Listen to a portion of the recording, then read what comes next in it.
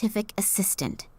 That was an insult at university, but he really looks quite nice. One of the samples that gets analyzed here. As long as the scientists are in the room, I'd better not touch anything important looking. That reminds me of my chemistry lessons. Not a pleasant memory. The assistant's table. I know, right?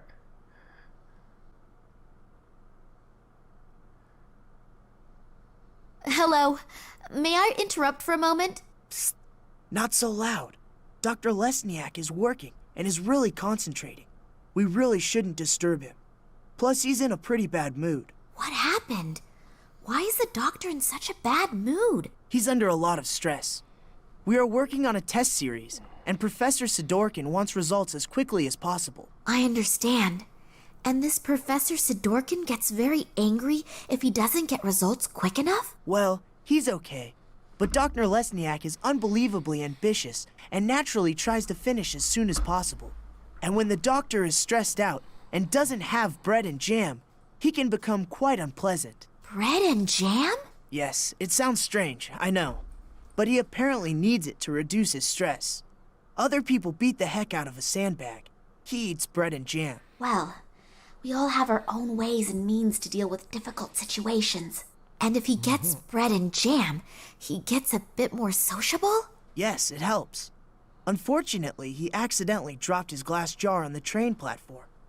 And there's no jam here on the train. I've looked everywhere. Jam. I'll be on my way then.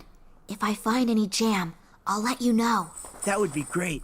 Working with him when he is in such a bad mood is really not a pleasure. Okay. Door.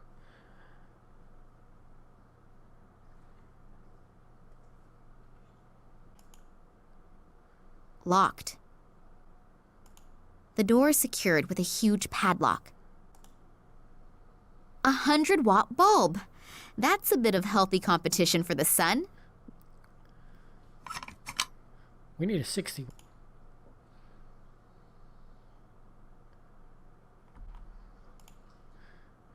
Yeah, I went the wrong way. Okay. Time to deuce and put it in here. In you go. So put it in here. I'm sure that will be delicious. Or not delicious. Put it in here. Doesn't matter what else I throw in, it's not going to get any better. It's big and I don't need it, so I'll leave it here.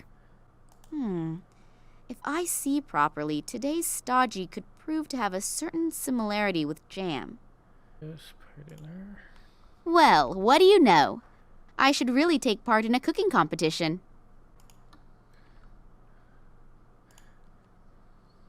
Think that'll help?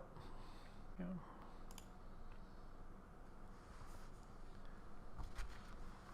I've got something here for you. Perhaps it will help improve your mood. This is for me? Yes, you do like bread and jam, don't you? I made it myself, just for you. Thank you very, very much. Very interesting. You said you made it yourself. Yes, very interesting and very delicious. Thank you. I really needed it. I'm feeling much better already. I'm very happy that you enjoyed it. Has it helped your mood a little? Yes. I owe you one. If I can ever return the favor. Then I'll get back to you. Maybe sooner than you think. Anytime. Hello. Are the good mood and the ability to concentrate back in gear? Yep. I'm doing much better. I know that this obsession with bread and jam doesn't exactly speak well for a reputable scientist. It's just one of my quirks. I simply need it now and then. Yeah, it's okay. We all have our weaknesses. Also, when some have a huge screw loose. What exactly do you do here? We are studying the regenerative capabilities of certain plants. Sounds very interesting. How does that work? The study? Yes. We'll both be old and gray by the time I've explained it. Please don't misunderstand me. I don't think you are stupid. But you can't explain it in 5 minutes. No, that's fine. You're probably right. Would it disturb you very much if I watched you working? I find all of that absolutely fascinating. I also promise not to ask too many stupid questions and not to interrupt. All right. but don't touch anything. And if you have any questions, I'm sure Alexei will be happy to explain it to you. Thank you. That's very nice of you. Are you the only scientists on board this train? No, not as far as I know. Apparently there are a few on board, but the compartments are separated from one another, and the doors are being guarded by soldiers. That's too bad. It would have been interesting to discuss research results among yourselves. Well, hopefully we'll have enough time for that later. You have no idea which of your other colleagues are on the train? No. The only person who has a complete list of the scientists and scientific researchers is Professor Sidorkin. I'll have to get my hands on this list. Then I'll know for sure if Dad is on the train or not, and exactly where I can find him. Huh. Who is this Sidorkin? Professor Sidorkin? He is my direct superior and the scientific director of the biologists. You don't know him? He's an absolute genius in his field. There's hardly anyone who knows more than he does in the field of molecular biology. Oh, that must have passed me by. Do you think I could talk with him for a moment? He's right next door. But if I were you, I wouldn't bother him right now. He's under a lot of stress and is extremely irritable. And when I say extremely irritable, I mean even more irritable than me when I have to go 2 weeks without bread and jam. Wow, that bad. Then I'll be careful. Why is he so irritable? There are a few problems, but I'm not allowed to talk about it. I have to go back to work now. You'll excuse me. If I promise not to stand in the way and not to ask too many stupid questions, can I have a look around? Sure, but don't touch anything.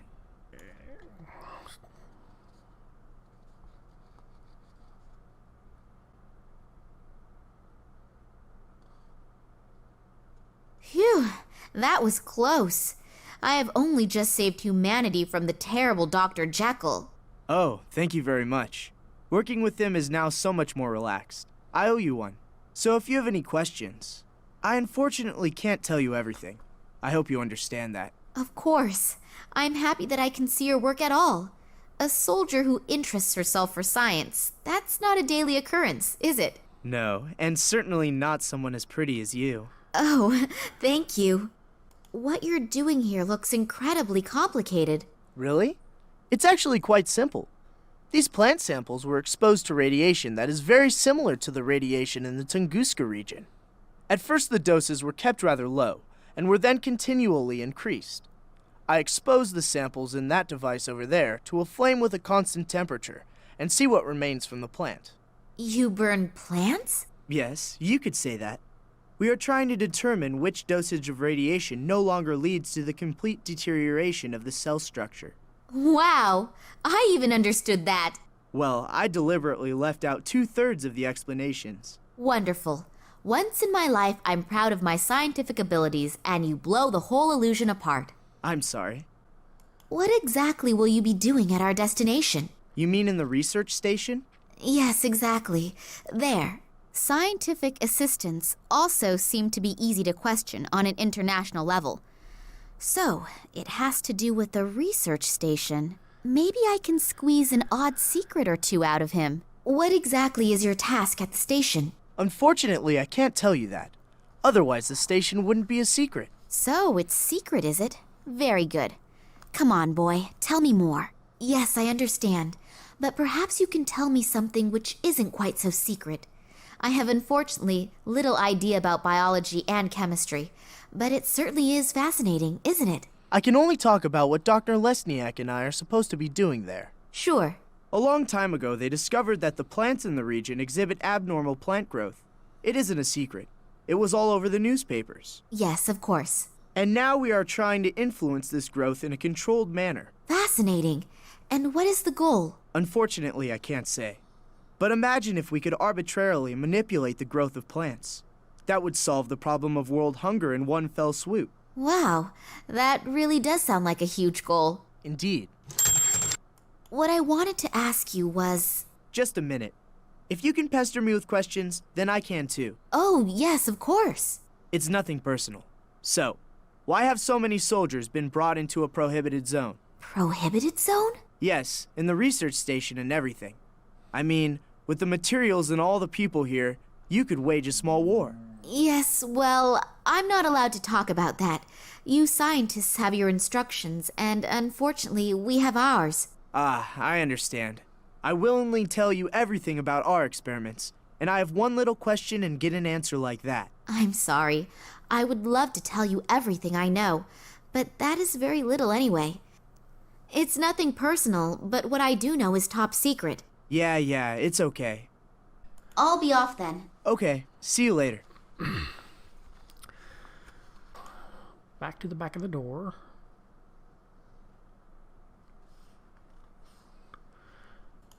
Ding dong. Yeah? Excuse the interruption. Can I speak to you for a moment? As long as Dr. Lesniak doesn't have a successful breakthrough in his experiments, no. But The train can blow up for all I care. I don't want to be disturbed. it's really... No! The door is secured with a huge padlock. That way. We can't go that way. This way?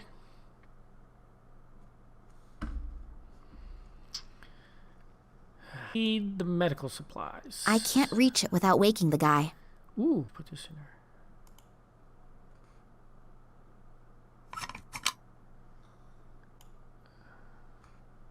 If I switch on the light, the nice gentleman there may wake up. I'd better be very careful of him.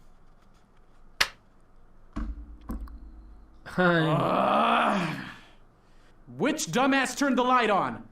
If I find out, I'll probably get another 15 years in the slammer. Oh well, he'll definitely calm down soon. At least, I hope he will.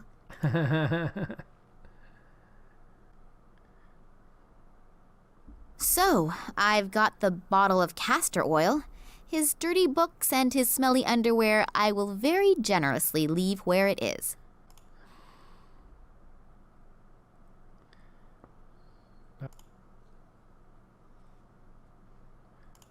We need to modify just a little. I think I can say in all confidence that this will be a devastating success.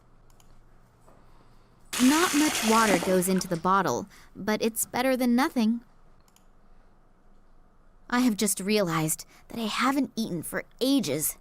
I should be careful that I don't inadvertently bite into that. Yeah.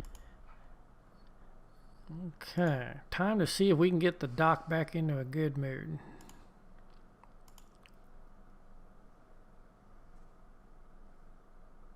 Another bread and jam just for me. That's almost too much of a good thing. Thank you. Oh, I'm not feeling so well. I must have swallowed the jam and bread a little too quickly. Alexei, please continue working here and tell Sidorkin as soon as you have the right result. Make a run for it. I've got to go somewhere and fast. Very fast.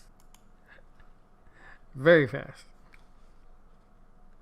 A little liquid should be enough. It would look a little suspect if everything here were underwater.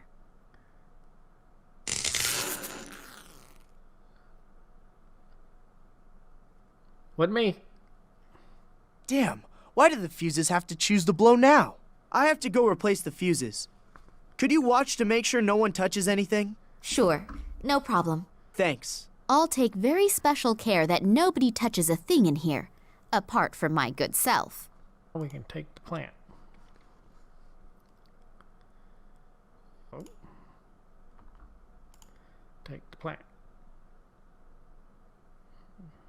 I'll take the sample out of the glass. What am I going to do with it? I'll just put one inside the other. I can't think of anything else spontaneously. There. Woohoo! Now I have a specimen jar.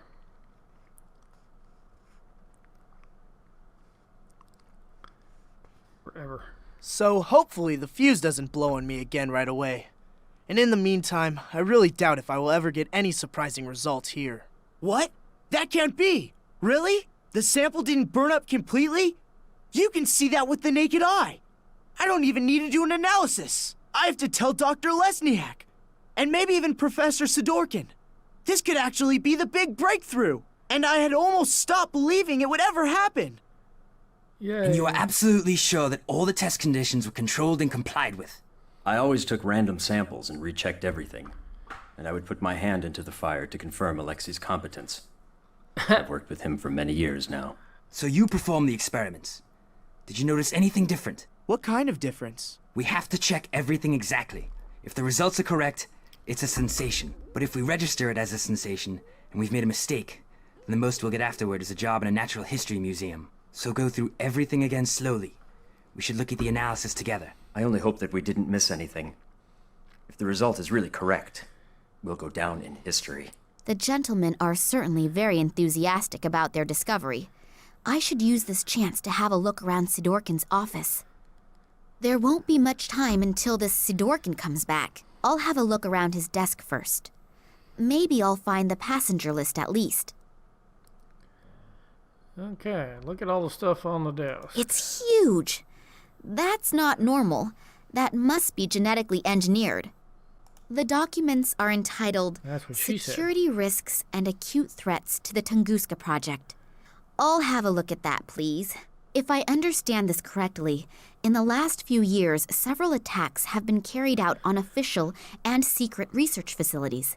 Documents were partly destroyed, but the culprits also do not seem to shy away from bomb attacks and arson either. Eyewitnesses report seeing men in black robes. It has not been possible for the authorities to capture any of the perpetrators. Then the Secret Service FSB was entrusted with this matter, but has not been able to produce any solid results in their investigations. The assumption that this is the work of political terrorists could not be confirmed. That the attacks are being carried out by a religiously motivated sect is also being considered. I wonder if they are the same men in black robes that Eddie apparently saw and was babbling about. If all that's true, then Daddy has got bigger problems than I feared. The piece of paper reads, "Place all documents in the safe each time you leave the room. Signed, W.I.L." If this safe has the employee list in it, then I should have a better look round here. Maybe I can find out exactly what is going on in Tunguska and what Daddy's got to do with it. Some kind of scientific report about molecular biology. It's nearly all formulae, and those few words are just as incomprehensible. Tunguska Project. Error analysis is written on these files. 2000 to 2003 at the top, and at the bottom it begins with 2004. There's not very much I can do with these in the time I have. I thought so.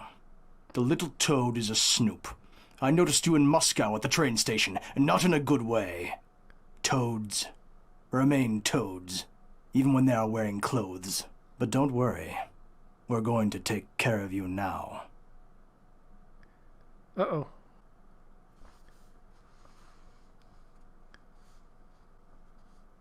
What is Kansky doing here in the middle of the night? Maybe I'm wrong, but I have a really bad feeling about him. I should definitely make sure he doesn't catch me. He probably hasn't forgotten the big bump on the back of his head yet. Finally, an answer to my question. I'm curious to see what my Irish colleague has found out. Hi, Max. It took a little while, but the information you wanted wasn't so easy to get. It was a good thing you sent me the original letter. But I'll tell you more later. For starters, let's talk about the Irish company and the letterhead. This company used to belong to a man named Ken Morangi, and had something to do with plant fertilizer. The company was suddenly closed down, even though business was going pretty good. I unfortunately couldn't find out anything more about it either. Since then, Morangi lives like a hermit on a small island on the coast of Ireland. I've attached a map along with the mail. But now to an even more interesting story. I took a closer look at the letter you sent me. It isn't as empty as it looks at first glance. It apparently uses some kind of invisible ink. Not very imaginative, but it's apparently sufficient enough for people like you. Here are the contents of the letter. I hope you can understand it. Hello, Vladimir. Receive the documents. Copy is underway. We still have to settle the question of the handover. Ken, P.S. The whiskey is still waiting. Wow, that sure does sound mysterious. Maybe this Morangi knows something that could help us. I'd better tell Nina. I wonder what she's doing right now. Hopefully she's doing okay. I'm really worried about her. Damn. It is not my day today.